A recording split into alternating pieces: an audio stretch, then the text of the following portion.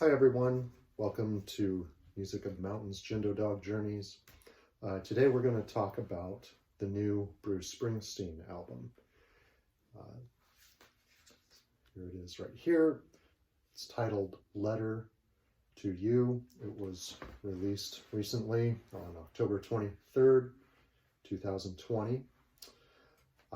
Brand new songs from Mr. Bruce Springsteen, and also he has reassembled the members of the E Street Band to join him on this new album. So a little bit of background about the album. Some of you may recall that in 2019, I think it was in June of 2019, he released his preceding album, which was Western Stars. And then later in the year, around November, he starts writing and is motivated to reassemble the E Street Band and do some recording, I believe in his own home recording studio in New Jersey. And the lineup, the group, they assemble for only like 4 or 5 days and knock out all the songs on this album.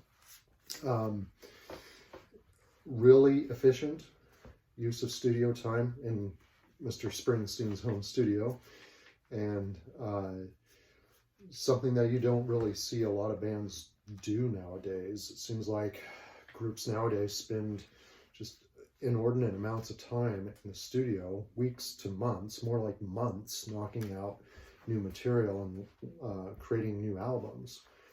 So that was refreshing to see that a brand new studio album and in this era of modern music production gets created in such a short time frame. Anyway, I heard about all of this. I was getting excited, and then I heard the first single from the new album, which is the title track, Letter to You. And I was really impressed by that. Thought it was a great rockin' kind of anthemic song, but at the same time being reflective about some of the aspects of his life and trying to communicate that to whomever the intended audience may be. Maybe it's the listeners, maybe it's people in his personal life. That was part of its charm for me. It could be widely applicable to various kinds of individual, personal kinds of experiences. So I was really encouraged by the song Letter to You. And then the second single from the album, Ghosts, was released. And this was okay.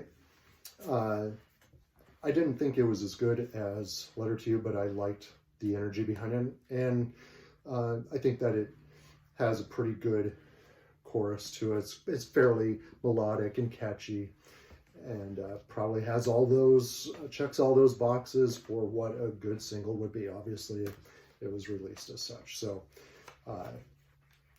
based on what I initially heard with the first two singles, I was encouraged and was kind of thinking, well, maybe this would be almost like the more electric version as a companion album to the Western Stars album from 2019.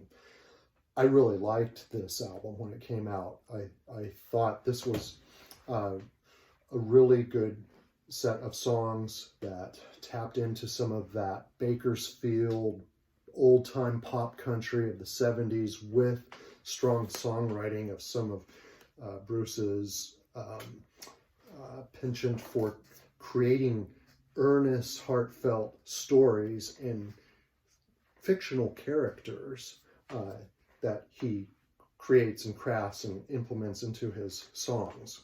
A part of his songwriting that I have really enjoyed throughout his career.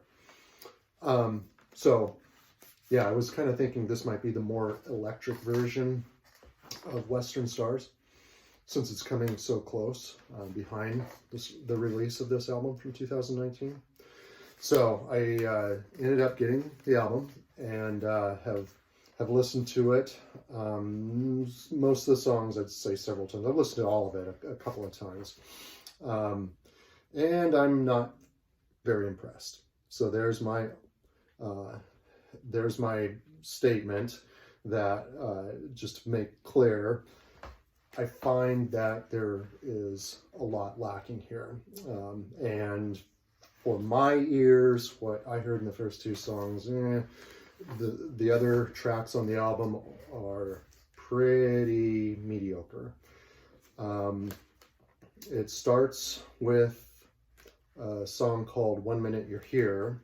And in watching a recent interview with Bruce Springsteen, he was talking about that particular song was almost like a transition from Western Stars into Letter to You.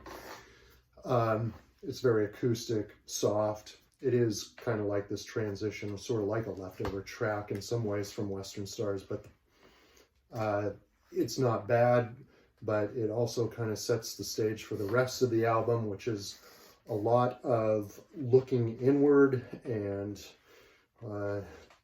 lamenting perhaps on the glory days of the past. And frankly, a lot of this album sounds like it's written by an elderly person. It sounds like it's written by someone who's 71 years old, as Bruce Springsteen is now. I haven't heard from these legacy acts, artists, performers in the music genres that I like. I haven't heard someone getting so focused on the past in kind of a sad and depressing way. He laments a lot of the people he worked with, maybe as a musician from different stages of his life. There's themes of loss, themes of passing, and I'm not sure if that is the most inspirational kind of writing that we want in a Bruce Springsteen album. It's not for me. And compared to some other groups that have released new albums here in 2020 that I like Kansas, Deep Purple, Blue Oyster Cult, they're all of the same age, but those groups are looking very much forward, and all of those albums sound very fresh, very inspired, and much more creative than what is on here as a whole. I guess I could say there are some tracks on here that are sort of okay-ish. Burning Train has a little bit more momentum to it. The lead guitar playing, I assume that's long-term East Street Band member Steven Van Zandt doing the lead guitar. Maybe it's Bruce Springsteen. I don't know for sure, but I'm going to assume it's Mr. Van Zandt. That sounds pretty good in that song. I think the track House of 1,000 Guitars, I had higher expectations for that track in particular, thinking that, oh, this track will have a lot of very fiery, energetic, passionate guitars based on the title, and it doesn't. It meanders, and it has, like a couple of other songs on here, long passages of pretty mediocre, stuck in first gear, swimming through molasses piano. It's a piano heavy track. The melody's sort of okay with the piano, but this could have been way better. There are 3 tracks on here, I believe, that Bruce had pinned a long time ago.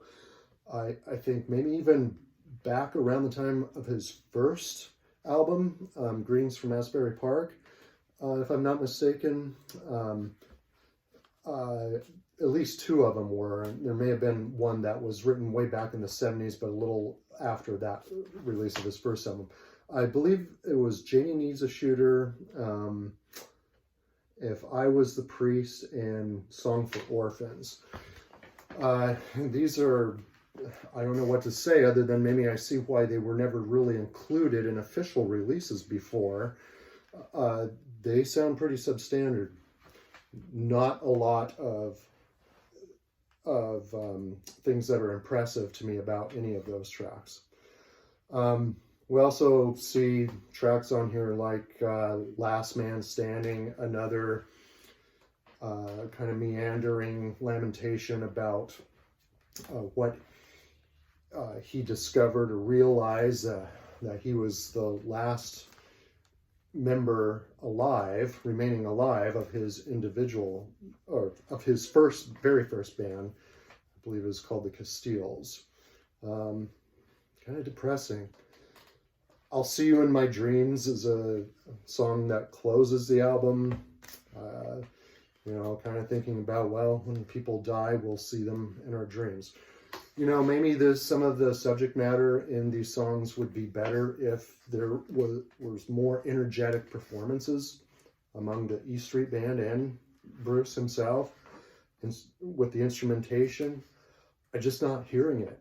I hear a lot of some of the mediocre piano, organs,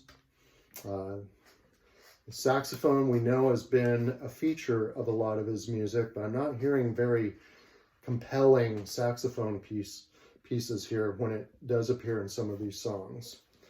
It's not captivating, it's not highly engaging, and I got a little bit of buyer's remorse, to be honest, about it. So I will see if it grows on me. I do tend to give things a good amount of time to see if something connects with me, but I'm not hearing a lot of hooks for me personally in this album. I was hoping that it would have some of that strong songwriting from some of his other pieces of work. Maybe I was hoping for some of the essence that is captured here in his classic Nebraska album. These made-up fictional characters that appear in his song, or maybe they're inspired by real-life stories or characters. Whatever, it's very inspiring when he does that correctly. But it's not here on Letter to You, to my ears. You may disagree. If you like it, of course, that's fine. That's great. I'm not the biggest Bruce Springsteen fan in the world. I can say that, his catalog is kind of 50-50 split to me, but the stuff that I like, I really like a lot. I've appreciated that. And again, I thought Western Stars was a really strong album. So I can't give it a really high rating. I think that it's another album that will probably certainly please a lot of the East Coast cultural critics that tend to praise Bruce Springsteen a lot. The music journalists and entertainment journalists in the New York, New Jersey, Philadelphia, Boston regions.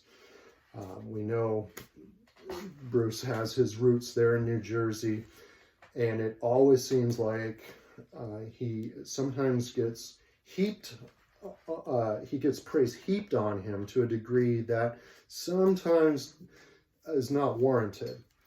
And so we have to be mindful of that when he does make substandard music, that we call him out on it, and just like we would anyone else.